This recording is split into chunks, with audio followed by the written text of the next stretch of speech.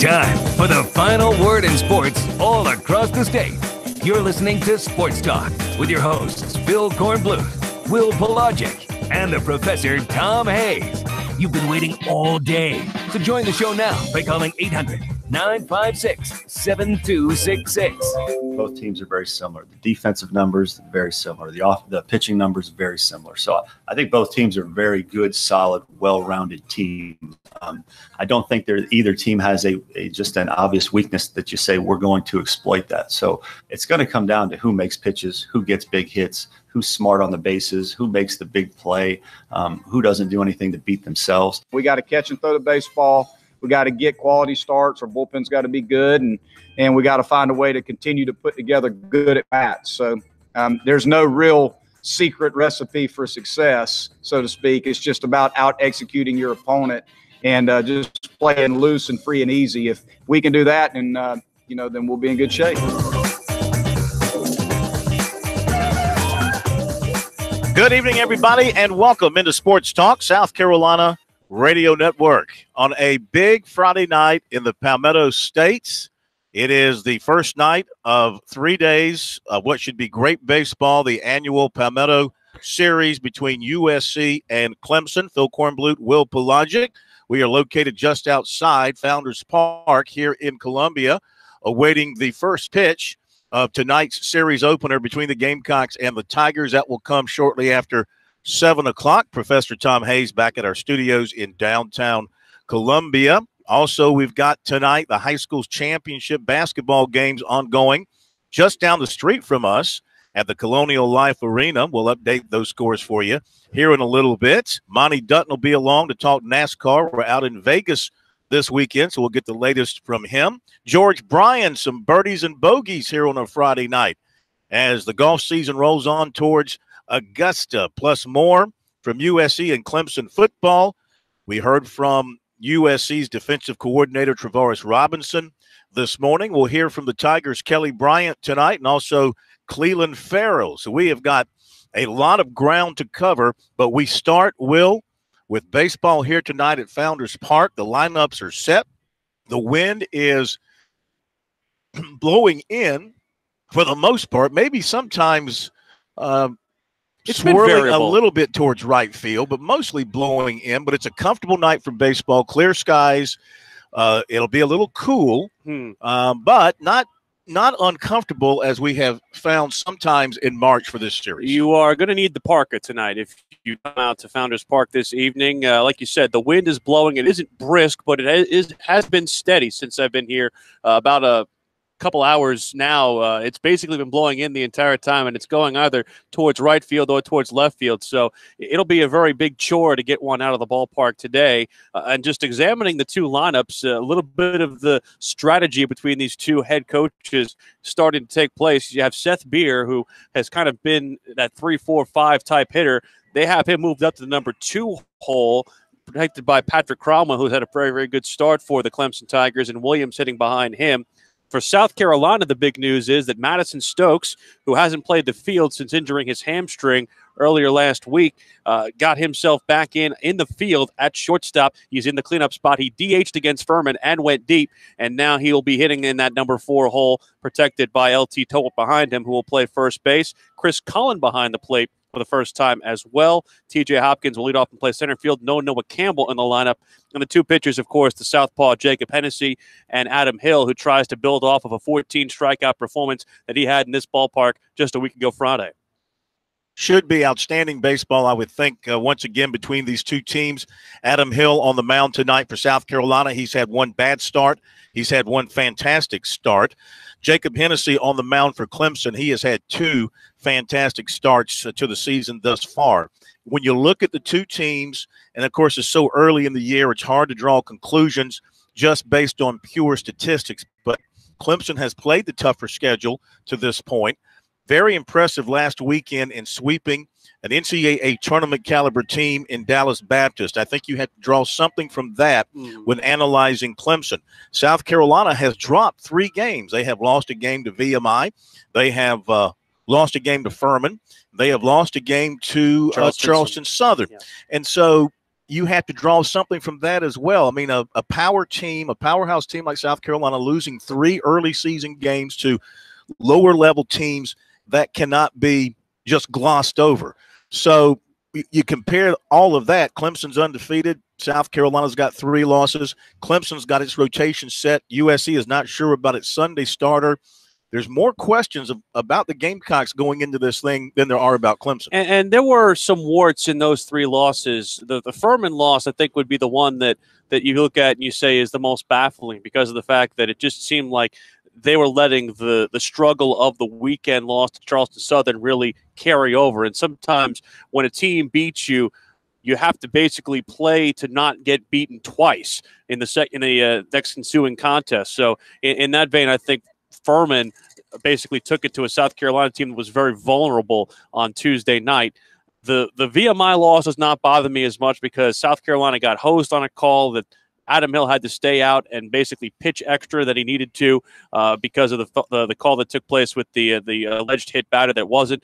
And that was one thing that South Carolina had kind of go negatively against them. They were valiant to battle back in that game, make it a 1-run ball game. They fell short.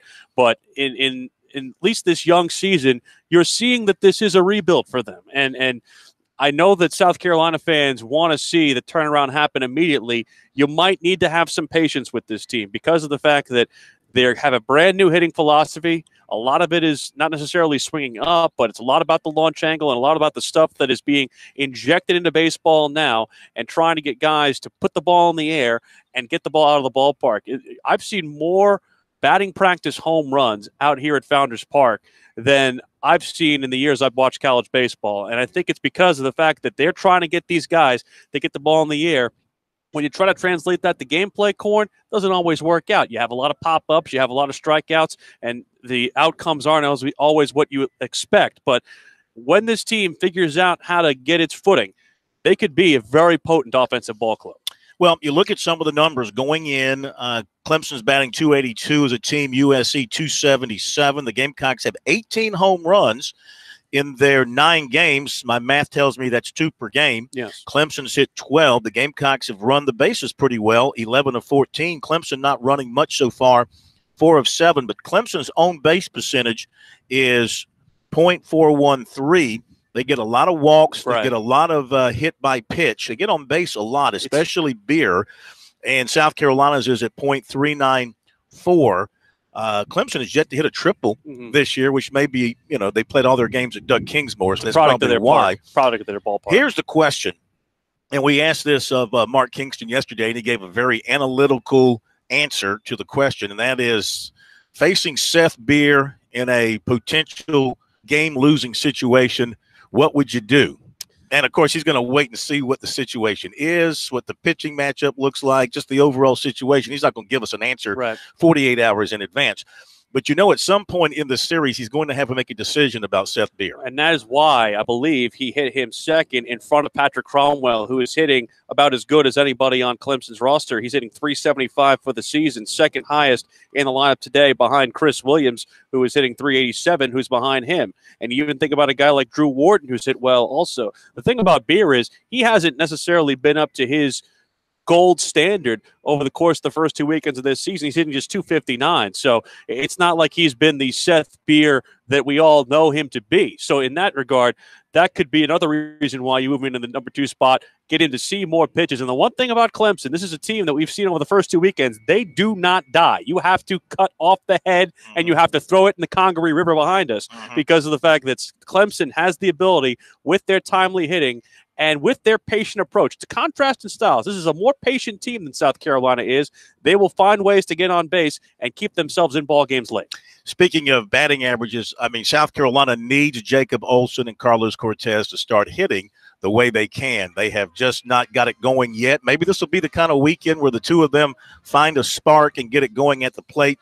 That would come none too soon for South Carolina. Having Madison Stokes back at shortstop and his bat is a bonus as well. When we come back, we'll give you the lineups for tonight. Then we're going to turn our attention to a little football, hear from the Gamecocks' Travaris Robinson, his thoughts about practice number 2, especially from the defensive side of things at USC. That's coming up in a moment.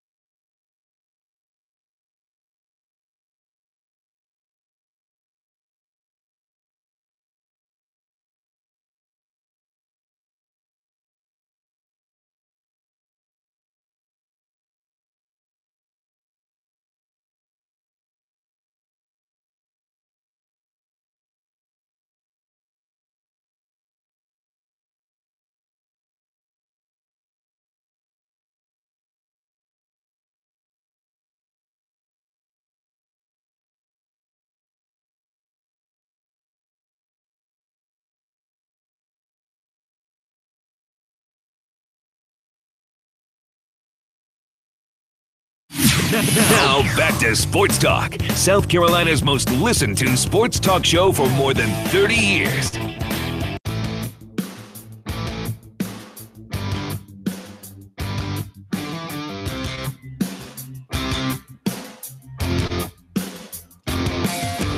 Welcome back in, everybody. It's Sports Talk on a Friday night. You're heading home. You're stuck in traffic. You want to be here at the ball game. Let us be your conduit to the setting here outside of Founders Park in Columbia on a beautiful Friday evening as we head into a big weekend of sports with the series between USC and Clemson. Spring practice ongoing at Clemson and USC. High school basketball championship action at the CLA in Columbia. Clemson on the road to Syracuse. Because NC State lost last night, Clemson can clinch a top 4 spot in the ACC clear with a win tomorrow at Syracuse. No help needed.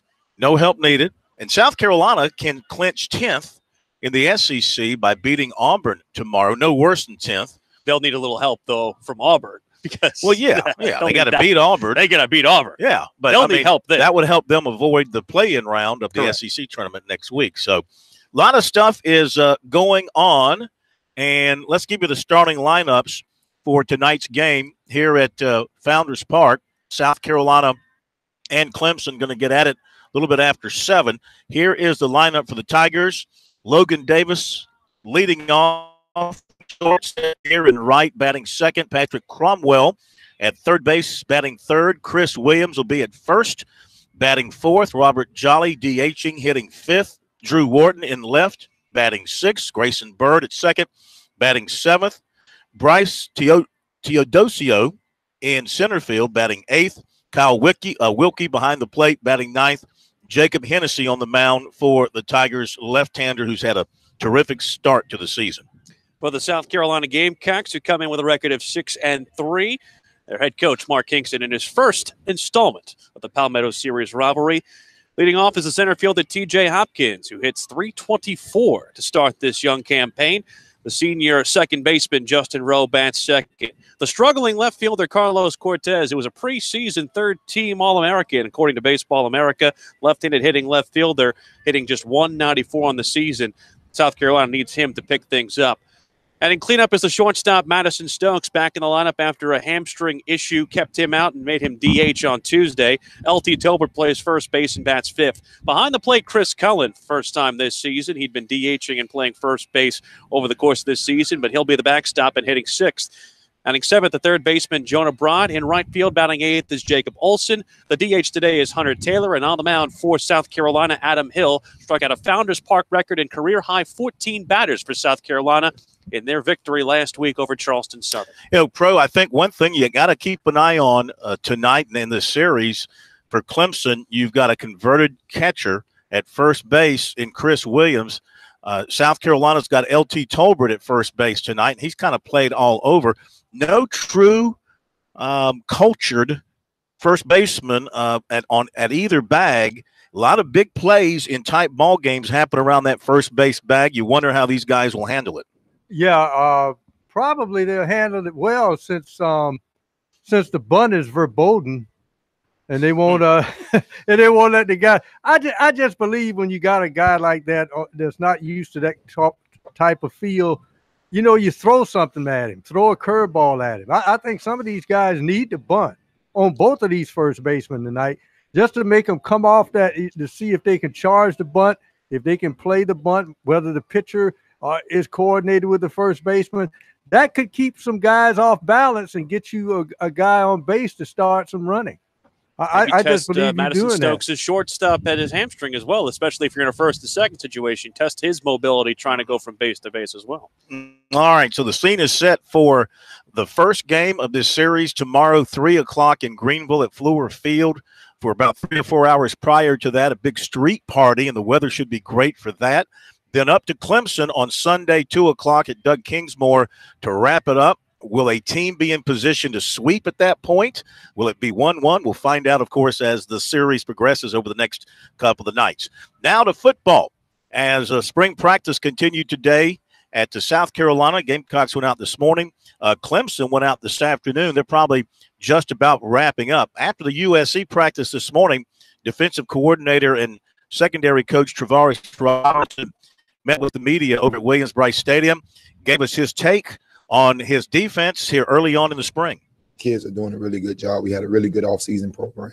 And now this is the next phase, and going out and having a ball and actually getting a chance to run around and learn some stuff and do some stuff and compete a little bit. The kids, they're really enjoying it. They're doing a really good job of it. And, we appreciate the efforts, and we have a long way to go. We know that, but our kids are taking a step in the right direction. Do you see a little more energy coming off of a 9-win season as opposed to a 6-win season? Nah, not really. That year's gone. Our kids are focused on what's ahead.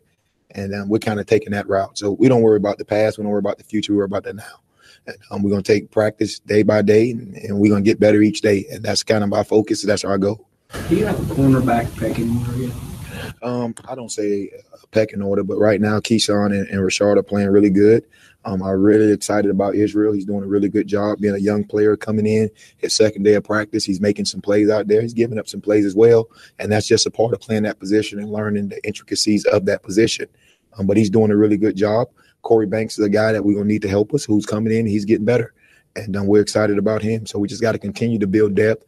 Obviously, we got some guys that's coming in with J.C. Horn, a guy that can come in and help us. So we need some more guys to kind of continue to develop at that position.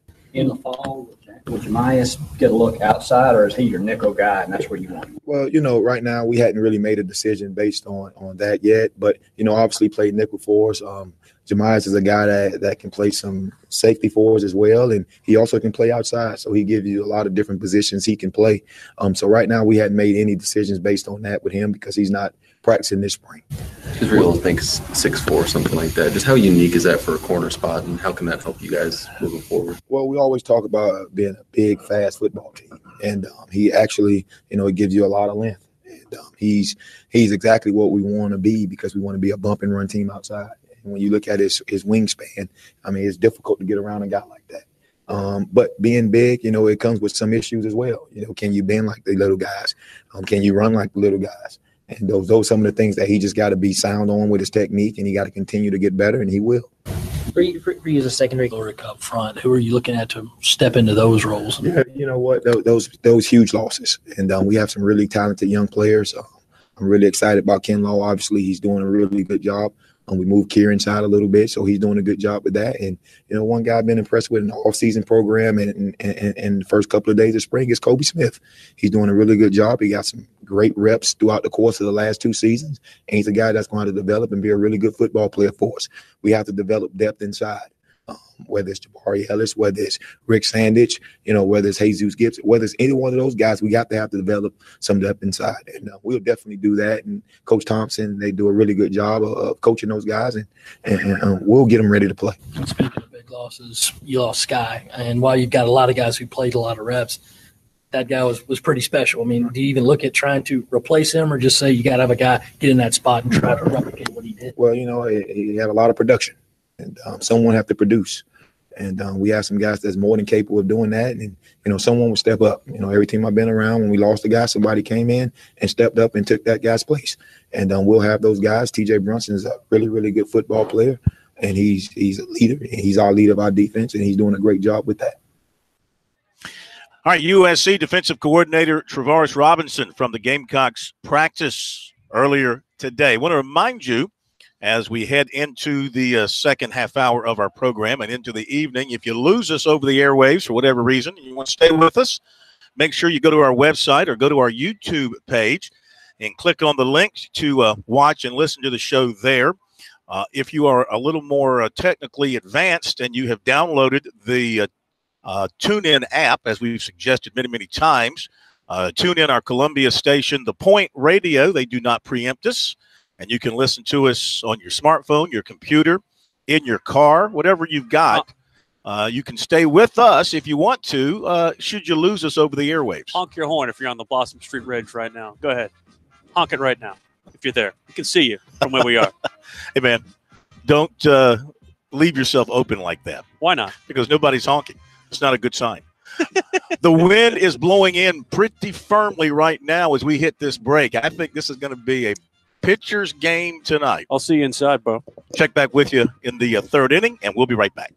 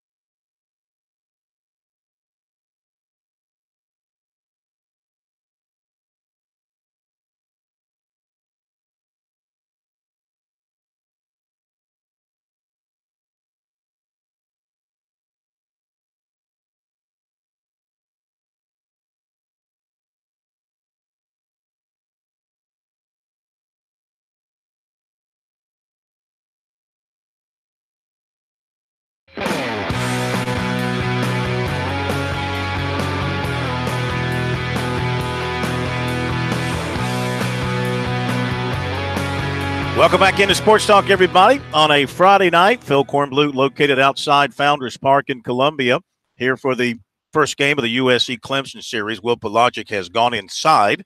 First pitch a little bit after 7. He'll check back with us after about the third inning or so. Professor Tom Hayes at our studios in downtown Columbia, not too far from us here.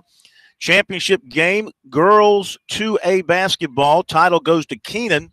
51-28 over Mullen. So congratulations to Keenan on winning the state championship in girls 2A. Jadamon Hickman led Keenan with 18 points. And that's pretty much the story of the game, is that Keenan dominated Mullins. State championship weekend underway at the Colonial Life Arena. 2A boys game going on right now. And we've got some conference basketball tournament action as well in the Big South and the SoCon, and the USC women playing in the SEC tournament in Nashville tonight against Tennessee. We'll update all that for you in a little bit. Right now, let's talk some hoops with former Gamecock standout guard Aaron Lucas. Jordan Roper not available for us tonight because of that's championship action. He's gone over to see Irmo, his high school, play tonight for the 5A boys championship. And Aaron, of course, an assistant coach with Lower Richland. So who do you like tonight in that boys 5A state championship tilt? That's going to be a tough game. I think obviously when you're reigning champs like Dorman is, you come in with playing with a lot of confidence, but you can never count out the Yellow Jackets. Coach Tim Whipple and his staff, and in the history of the Irmo basketball program. Well, this is his 10th state championship appearance, so he knows how to get there. He knows how to get it done. Should be a terrific matchup. Last game of the night tonight, and then a full slate of action tomorrow at the CLA. Let's talk about your Gamecocks. They closed out their home schedule with a nice senior night win in overtime over LSU. That was a game where they had a great stretch of excellent basketball, where they built a 15-point lead and they let it slip away, and then they played excellent basketball in overtime. Yeah, that one game may be a summation of their season, Aaron. A lot of good basketball, a lot of bad basketball, and that's kind of why you're a couple of games over 500 here at the end of the day. Well, I think enigmatic would be the proper term in this occasion. At times during stretches, we can look like a team that went to the Final Four last year, and at other times we can look like a team that is still trying to figure out their identity and trying to figure out how they can play and compete in this league. But I think Coach Martin summed it up, I believe, in a radio interview earlier in the week. We're 9 possessions or so away from being a 20-win team and getting an opportunity to get in the tournament. So it comes down to each possession and just concentrating and executing. What did you see the other night, especially in the play of the guards and the two departing grad transfers went out in a big way and kind of gave the Gamecocks in that game what they were hoping for all season from them? And they were, again, like you said, kind of up and down all year. But what did you see from those guys that the Gamecocks can build on and take into the postseason as long as that postseason run might last for them?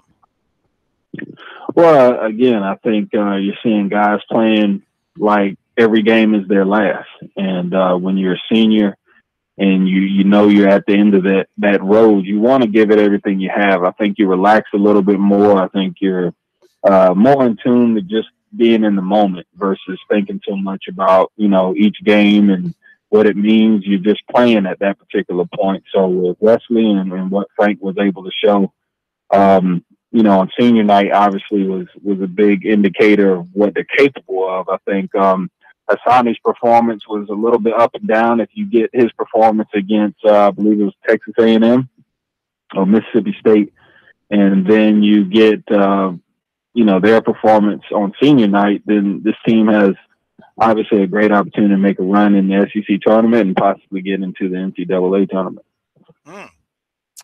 Wow, it's going to take a heck of a run. I think they got to win the thing, don't you, to get to the NCAA tournament? Got to win tomorrow at Auburn, and then go to the SEC tournament and win the whole thing.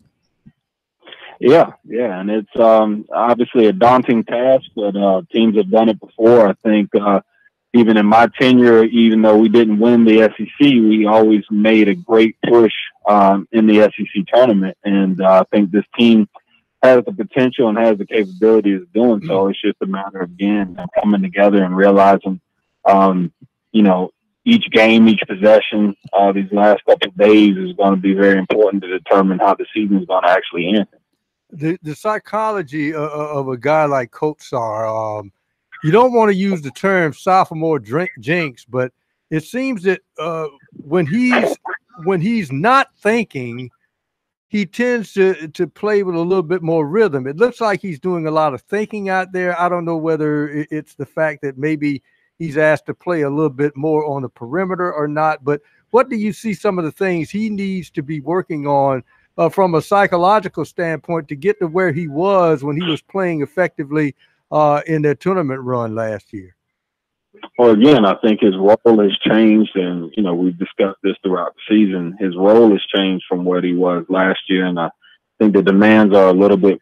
He's being asked to do a little bit more. Obviously, being on the perimeter changes the dynamics of what he was used to last year. But at this point during the season, it's got to come together. It's got to be a point where, I knew where I was effective last year, and I know how I've made an impact this year.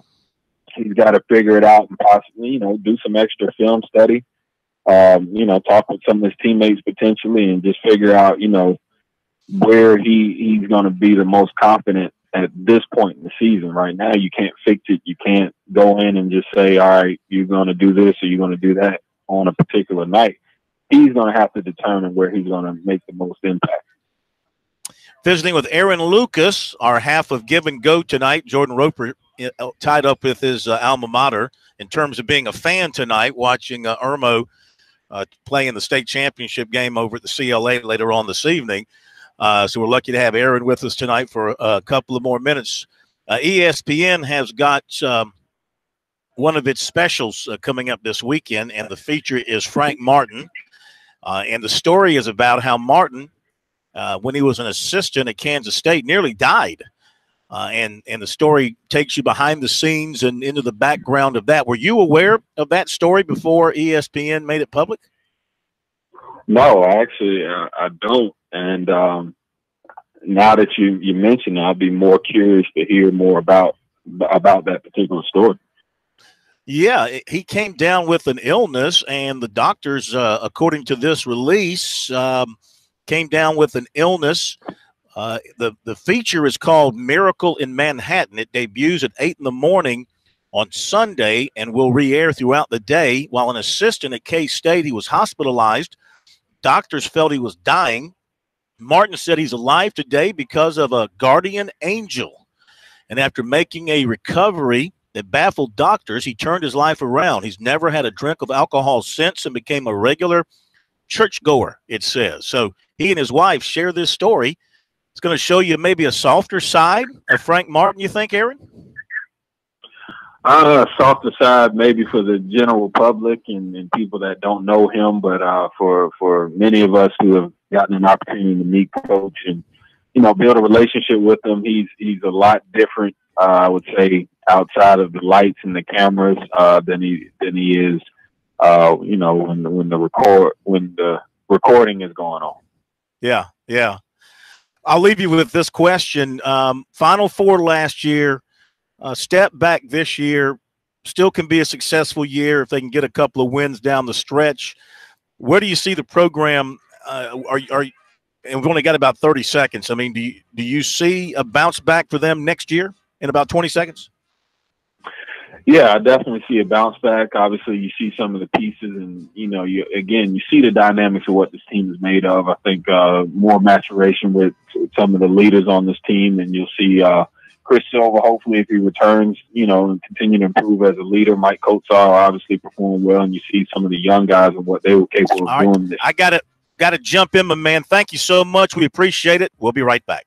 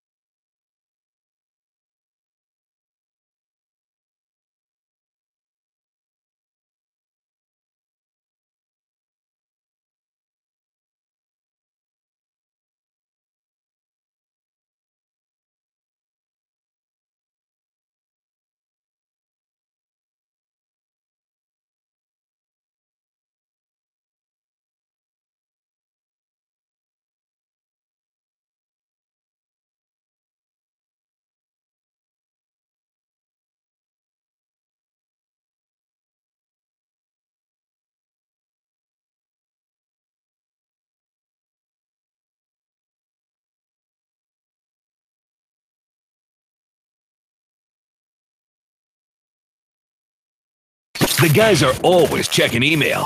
Send your comments or questions to talkback@sportstalksc.com. Now, more of Sports Talk from Columbia's Main Street.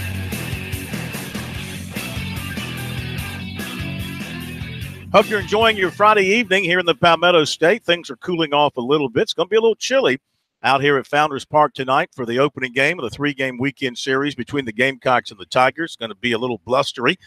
Wind is blowing dead into home plate from my vantage point right now, just looking at the flags that fly over the left field grandstand here at Founders Park. So that's an indication that it's going to be right in on the hitters, at least in the early stages of the ball game. Fans are filing into the ballpark, and the parking lots are filling up, and the traffic out on Blossom Street just outside the stadium is backed up as far as the eye can see. So we should have a big crowd here tonight for USC Clemson baseball. We got a lot coming your way, recruiting in a couple of moments. We've got the full Monty on NASCAR as they are in Las Vegas this weekend. We'll talk some golf with George Bryan. We'll update the golf action down in Mexico, the World Golf Championships. Fill you in on that coming up. So we got a bunch to give you here tonight on Sports Talk. Phil Kornblut here outside of Founders Park. Professor Tom Hayes back at our studios. Will Pelagic is inside the stadium, nice and warm, and he'll fill us in on the action. We'll keep you up to date, but he'll fill us in with a recap after about the third inning or so. Now, Clemson worked out again today with its second spring practice, and a lot of excitement over all the returning players the Tigers have. And, of course, a bunch of excitement about those newcomers, too, including that big, tall guy with the big arm at quarterback, Trevor Lawrence. A lot of people either think or wish that he would just step right in and become the #1 quarterback.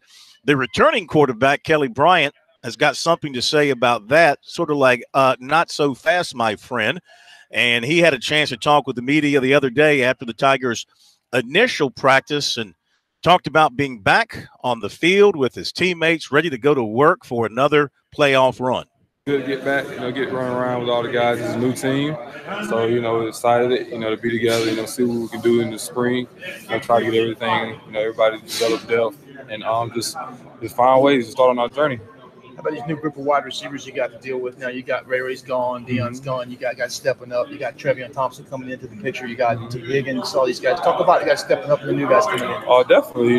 Two great guys, that's left, on pursuit of the NFL draft. Now you got guys stepping up in new roles. You got Trevion Thompson, a guy that's been here 4 years and worked his butt off. Now he's getting an opportunity. You got T, you got guys like TJ Chase, DeAndre Overton, and Amari Rogers and Cornell Powell. Just guys like all those. They've been waiting their turn. They're anxious, to make the most of their opportunity. What are you doing to help some of the younger quarterbacks? Actually, we've been, been meeting together. Pretty much going through everything, all the installs. After this practice, we're gonna go in there. Look what we did right, what we did wrong, just find ways to get better and just grow. Everybody want to talk about the competition, but it's competitive. We're gonna, friendly competition. We're gonna work together, but also at the same time, we're gonna just find ways to get better as a unit. What about your leadership role in this team, Kelly? Coming in this year, you guys going back for an ACC championship in your belt. You're going back. People got you guys projected again to fight for another ACC championship and possibly, roll back into the title chase. Talk about your leadership role here. What you expect from yourself this year. Senior year, man, it flew by. It's kind of surreal, but having to step into a new role. I can't do what I did last year. I find ways to get better. Mentally and physically.